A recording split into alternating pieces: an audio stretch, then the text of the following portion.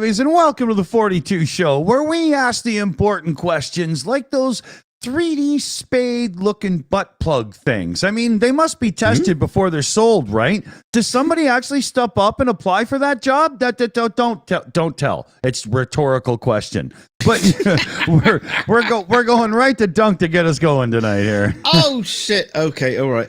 Yeah, Beatlemania, it's back again. Oh, in the UK, it's going crazy. Now and then, the long-awaited final Beatles song, featuring all four members, is to be released next week, thanks to AI technology. Yeah, I'm sorry. What? All four members? John. Could you sing that line for me again? Well, see, here it is. You see that, well, Paul McCartney says, there it was, John's voice, crystal clear. It's quite emotional, and we can play on it, and it's like a genuine Beatles recording. In 2023, to still be working on Beatles music and about to release a new song to the public, haven't been heard. I think it's a really exciting thing. Now you see, the song Now and Then was written and sung by John Lennon in the 1970s at his home, and Yoko Ono gave Paul McCartney the demo cassette that it was recorded on, labeled for Paul, and it also included Lennon's demos for Free as a Bird and Real Love, which were latter songs were completed by McCartney, Ringo Starr, and George Harrison, and released as singles as part of the Beatles anthology project. Paul McCartney and the John Lennon AI did proceed to start arguing furiously within 15 minutes of the recording session. So it truly was him. Split. Yeah, exactly. Yeah, they're done. Well, the technology limitations meant that Lennon's vocals and piano on Now and Then couldn't be separated to work alongside the new parts recorded by the other three Beatles. So it was shelved, back then. But now, of course, the AI can actually separate it out really clearly, and we'll have to wait and see. But Ringo Starr said in a statement, It was one of the closest. I'm trying to do it. I can't. It was one of the closest we'll ever come to having him back. I can't do it. The accent. It's the closest thing we'll ever having him back in the room. So it was very emotional for all of us. It was like John was there. Oh, it's far out, but. Don't worry, Ringo. It won't be long till you're still back in the same room with them again. Yeah, exactly. We'll be playing the songs together and having arguments and having fights, just like it was in the old days. That's too funny, man. But we'll have to wait and see. Yeah. We'll have to wait and see. Do we care? Do we care? No. About a new Beatles song? No, because it's not a true new Beatles song. They didn't actually all sit down and collab and write it. This is just nonsense to make money. Yeah. I mean, even now, even if we actually care if there's a Beatles song out now, will the kids care? No, of course not. Of course not. Speaking of don't care, Donald Trump took the stand today.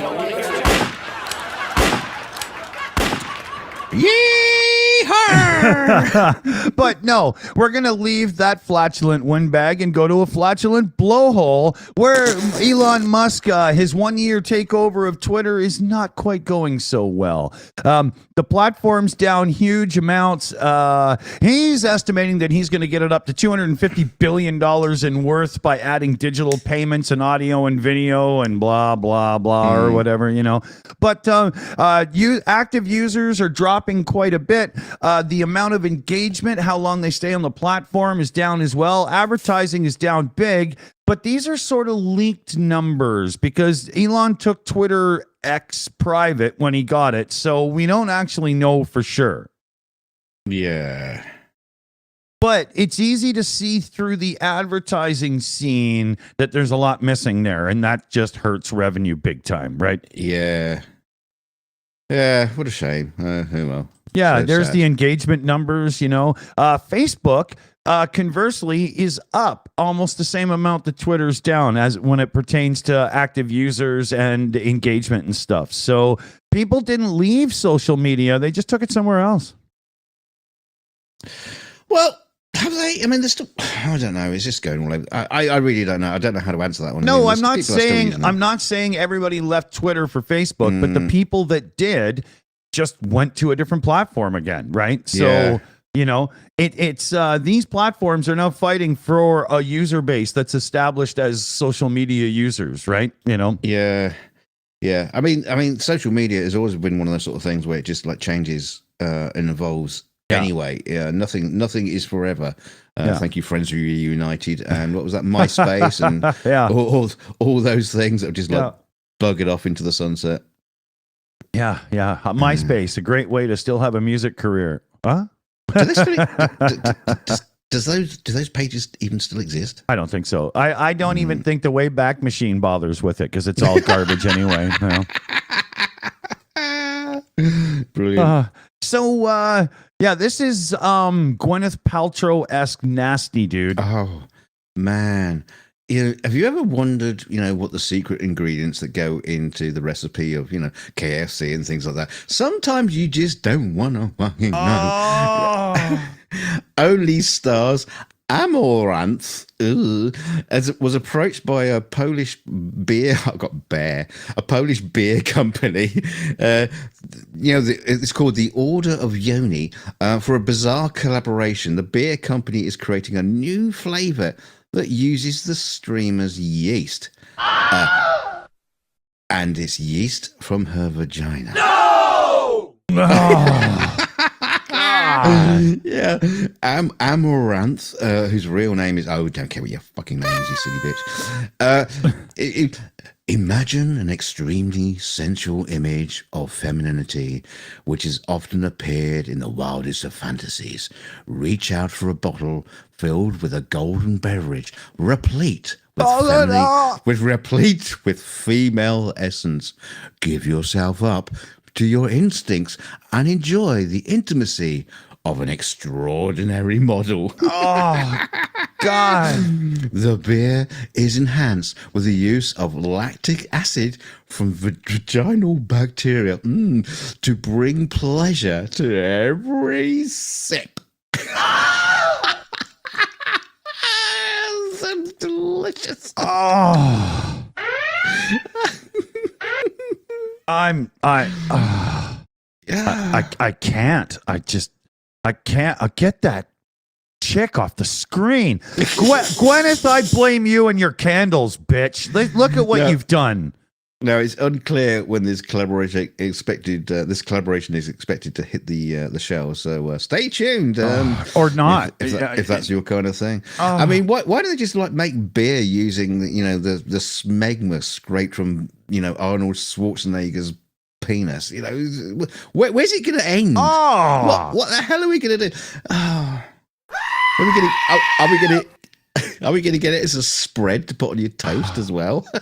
The human body is not a flavoring, people. Get it out of your heads. Yeah. Jesus.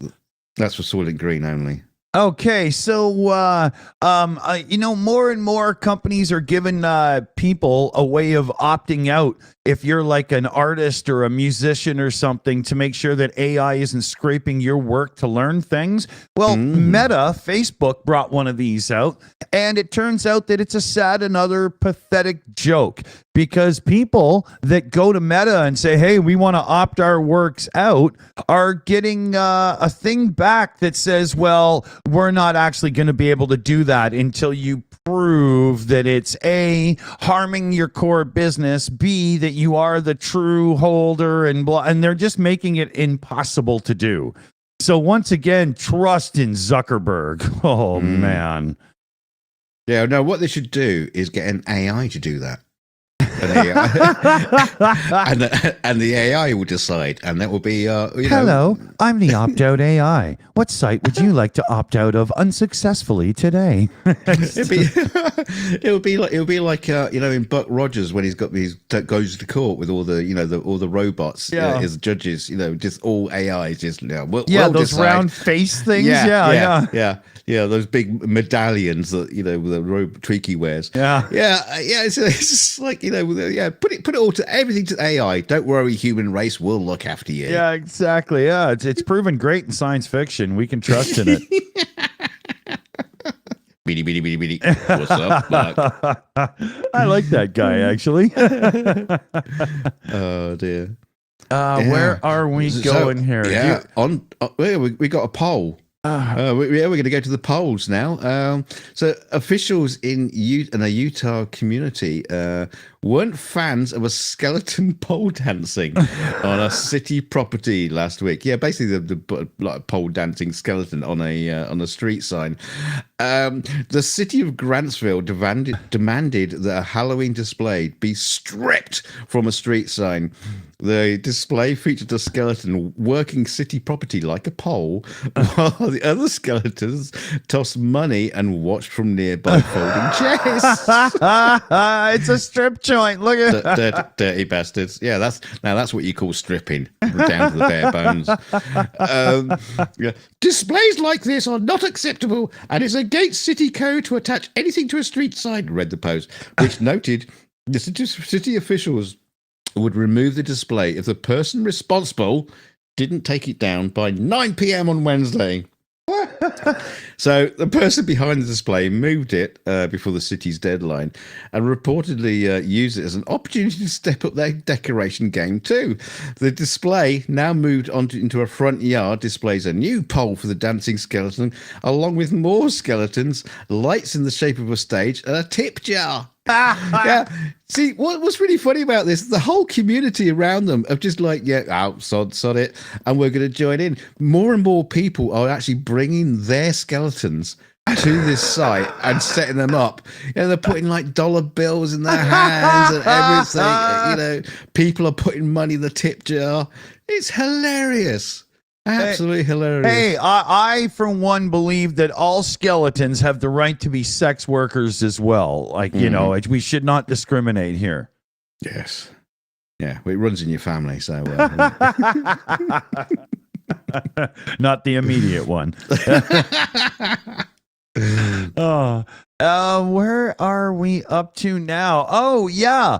And here's an article that explains why Dave isn't with us tonight, but an unprecedented diarrheal outbreak has erupted in the UK as cases are 3x above normal. Are the cases 3 times above the numbers of people getting it, or 3 times the amount that's coming out? That's right. Are people shitting 3 times as much, or is it 3 times as many people? Yeah.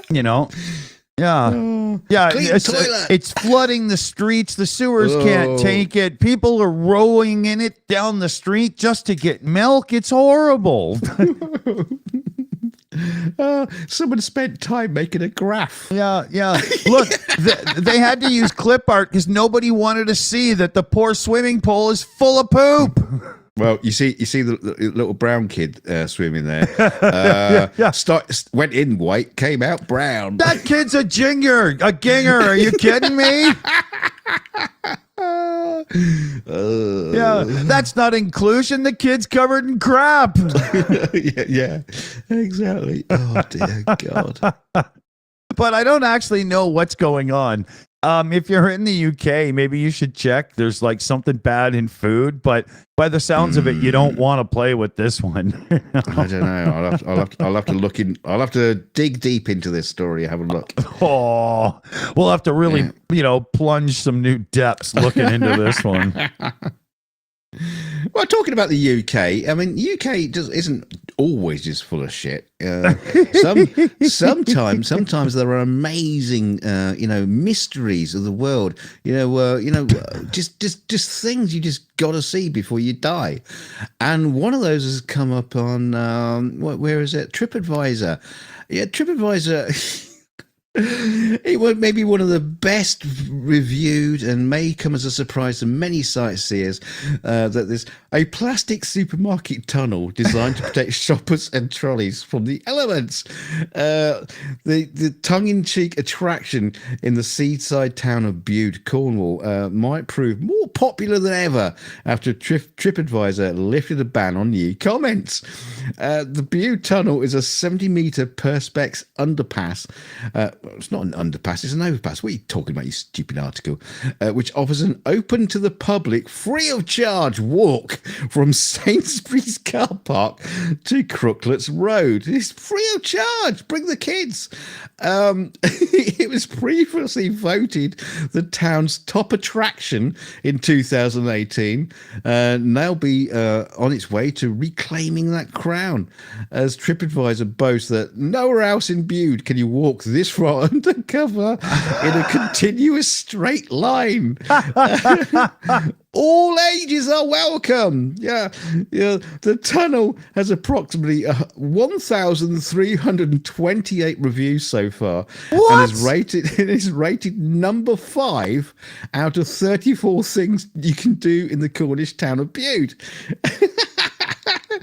Yeah, one visitor branded a must-see in their 5 out of 5 review. Is there like a TikTok game going on where you get hammered and try to walk from end to end without bouncing off a wall? Like, it's insane.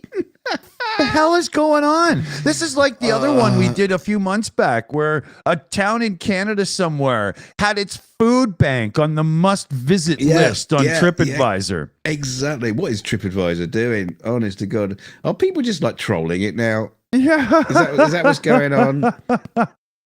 But I love the fact that they can, like, you know, close down the reviews for it because, you know, well, this is getting stupid. Yeah. we can't have this. So people will just go up and find something else to be stupid about, you know. Yeah, that's true. Like you say, like your Canadian, you know, fucking food bank. But dear. So last year, early 2022, I think it was, Honda and General Motors announced that they were getting together to do this huge partnership where they were going to make affordable electric vehicles. They were going to do an underbelly platform with the motor and the batteries and everything that they could then, you know, put their own bodies and interiors on and electronics and dash and all that and have their own line of cars, both companies.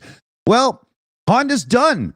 They're out of the deal because it can't be done. As far as they're concerned, it's an absolute waste of time and they're out. Wow. Yeah. Just cutting it done out completely. Yeah. The partnership is over. Honda's engineering team has concluded that it's just a complete waste of money at this point because you're only going to take a loss if you try to make a cheaper mass market electric car. No way to do it yet. So they're not out of making electric cars. They're just not going to do the cheap ones. Yeah, exactly. Yeah, exactly. So everything's still going to be like, you know, starting at 50 some grand. There's no way to bring it down yet. They can't do it. Yeah.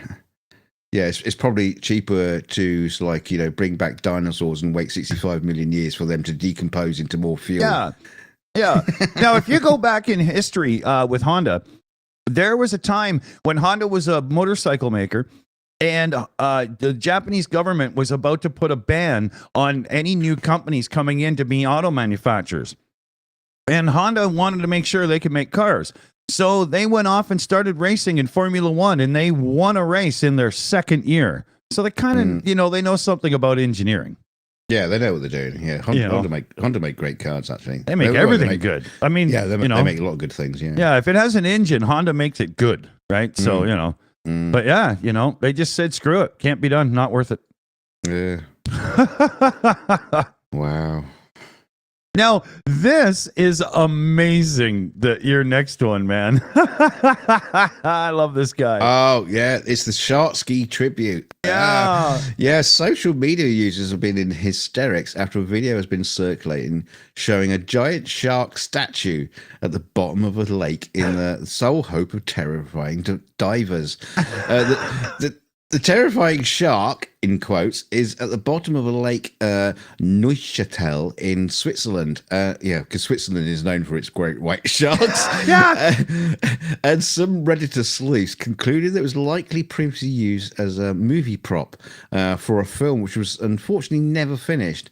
That the statue has since remained at the bottom of the lake. God knows what the film was, you know. You know, Swiss shark, cocaine shark in Switzerland, whatever. I don't know. But some skeptics have not been convinced by the idea that the shark was a film prop and suggested it's more likely an elaborate prank. And so, what's the difference? Whichever the truth, one thing is for sure: best look out for sharks in Switzerland. We're going back to that whole thing, aren't we? There, yeah, a tiger. Yeah, in Africa. Oh. But yeah, if you ever find yourself swimming in the Lake Neuchatel in Switzerland, watch out, because Starsky is there for you. Jump, jump.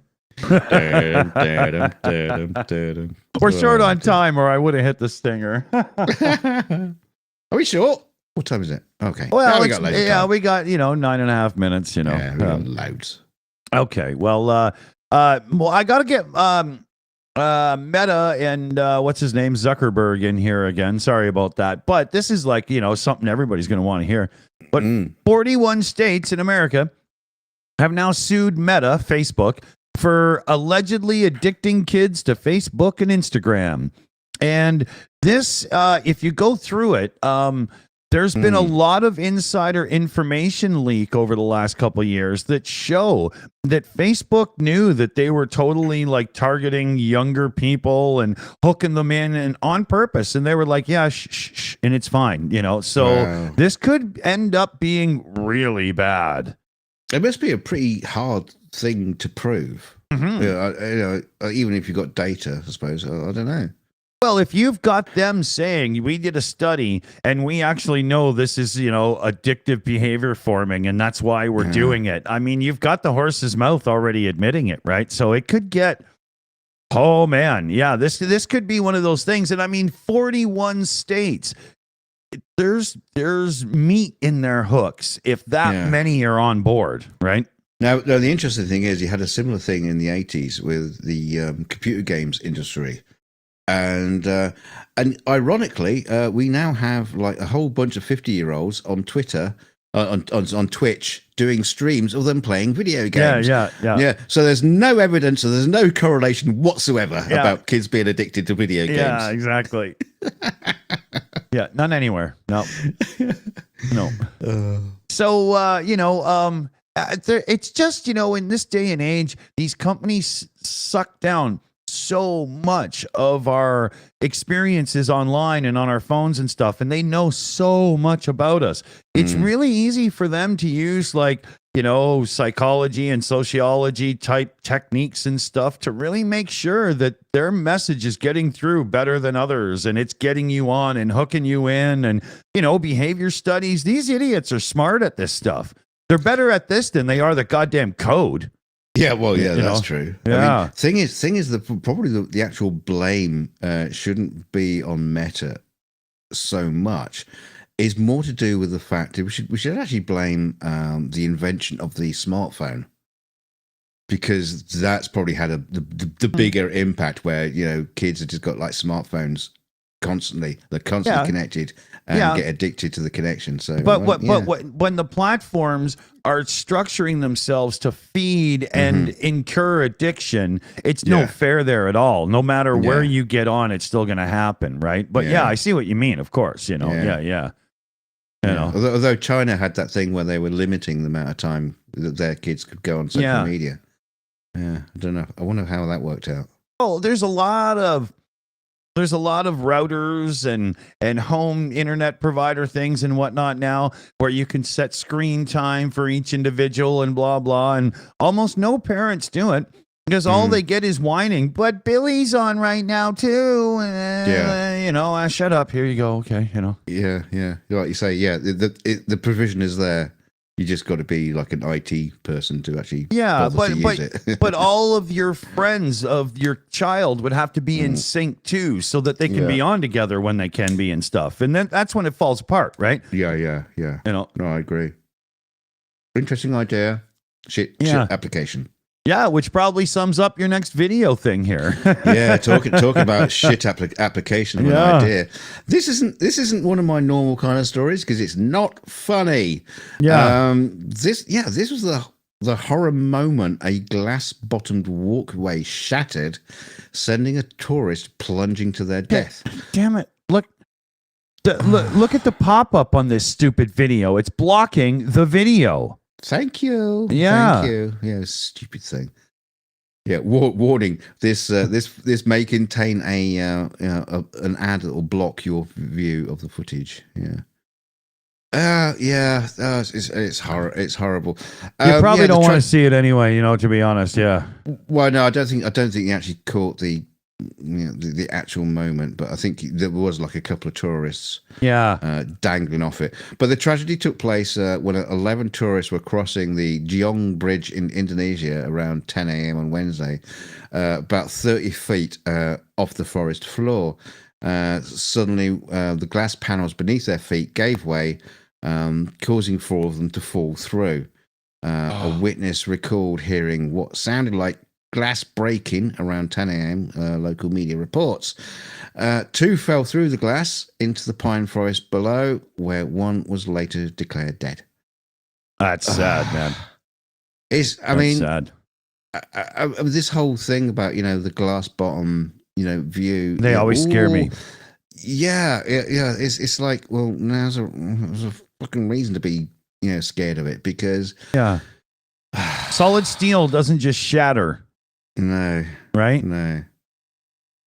Yeah, no way. I don't do that. No way at all. Sorry, so there's no punchline to the end of that story, so we're going to move straight on to Dick's hilarious story. Well, the Public Interest Research Group, they're pretty big when it comes to environmental concerns and stuff. They're putting a petition together to get Microsoft to stop with the Windows 10 needing that...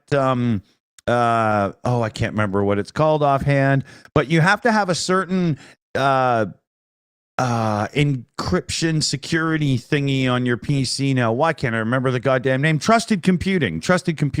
And we're looking at an estimated 400 million PCs worldwide that are landfill in like 18 months when Windows 10 support is left for dead. And without Windows 10 support, you might say, oh, but the web browser still works and stuff and blah, blah. But all these security vulnerabilities that your computer's always updating for will no longer update. And your computer will be so hackable, it's not funny. Like literally within 6 months of no support, don't do online banking or anything like that, because you're just going to get hacked. And that's insane. Yeah. And there's going to be like 400 million PCs, just junk. Right? 400 million. And Microsoft, this whole needing trusting computing, hackers have already removed that so that you can install Windows 11 anyway. So it's not that it has to be there. It's a choice they made. Right? So, they could say, okay, let's do this over time instead and give people more time, but they just would rather watch everybody throw away their devices. Tell me that there isn't a secret email somewhere where the CEO of Dell and a few companies and the CEO of Microsoft haven't said this is going to be awesome for our bottom lines. Come on. Yeah. Switch to Mac. That's all I will say. Because your computer will still be working in 10 years' time, working fine. Apple abandoned computers too. Like everybody with an Intel Mac right now, they're going to get abandoned quicker than normal because Apple's all about their own silicon now. Let's not do that. Get a silicon one.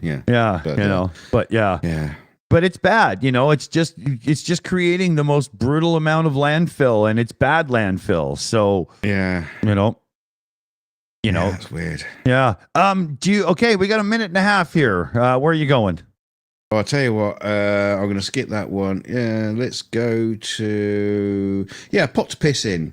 A high court in Spain has ruled that a bakery must pay a fired employee £20,000 after the employee was wrongfully terminated for urinating in mixing bowls. And being caught on camera. According to the bakery's lawsuit, the woman peed in the bowl, then dumped the remains in the sink, rinsed the bowl with water and deposited it with the rest of the clean utensils that were later to be used in production tasks for the consumption of the customers. Now, it sounds pretty nasty, but there's more to this story, because the High Court discovered that there was no designated rest area for the employees, meaning there was no toilets. Also meaning that the employees had to make do with whatever and whenever. So also that means that Spain's laws strictly forbids CCTV cameras in areas intended for employee rest and recreation, including bathrooms and changing rooms. So if you're taking a piss in your bakery bowl, you shouldn't have CCTV cameras there. So they were ordered to pay $20,000 to the fired employee, and despite the bakery's best arguments, the court rejected all their claims. They're just stuffed. They should be shut too. Like, you know. Yeah, it sounds pretty nasty. You know, whether she was right or wrong to pee in it, and this was a woman as well. It wasn't like a bloke, so she had to like squat down and pee in the bowl as well. So that made the mental image worse. Yeah. That's burned into your memory now. So yeah, bit of a weird one. 2 quick shout outs before we go. Yesterday we had missed a Ko-Fi donation. It was Isandring who donated $10 American, and he had said, have a coffee on me, but only one. You can spin the wheel to find out who gets it. That's a good one. I think he drank it. Yeah, and then there was DMC who had joined the Shills family membership there, Shills Apprentice. So welcome, DMC. And on that note, we'll hit the explosion and we'll say thank you to everybody in the credits. See you soon, fellow babies. Bye. Bye-bye. So a big shout out to CF Beauty for running everything in the background for us, and the mod team and the research and everything. Mod team is CF Beauty, PME, Shayna Caldwell, and PJ CNET. Also joining us was Purple Rhymes with Orange. So thank you, everybody. Thank you so much indeed. Hello, Purple. Yeah, and to all our super chatters and people who support the channel with donations and stuff like that, thank you so much for your generosity, because that really helps us keep going and keep the lights on and stuff like that. Because if you haven't noticed, we don't do sponsorship deals yet. We can't find one that would work for us, so we're not doing that. Our channel members, you're the backbone of the community, and you got a VIP pass into our inner circle. And we're thrilled to have you on board. If you had fun here, please hit the like, share the video, and leave a comment, because those things really hurt the channel. Help the channel. Help. Same word. Dick, do you want to tell them about do the other stuff? Yeah, give it a share on social media, subscribe and all that good stuff. And we hope to see y'all real soon. Take care, everybody. Stay shitty. Bye. Good night.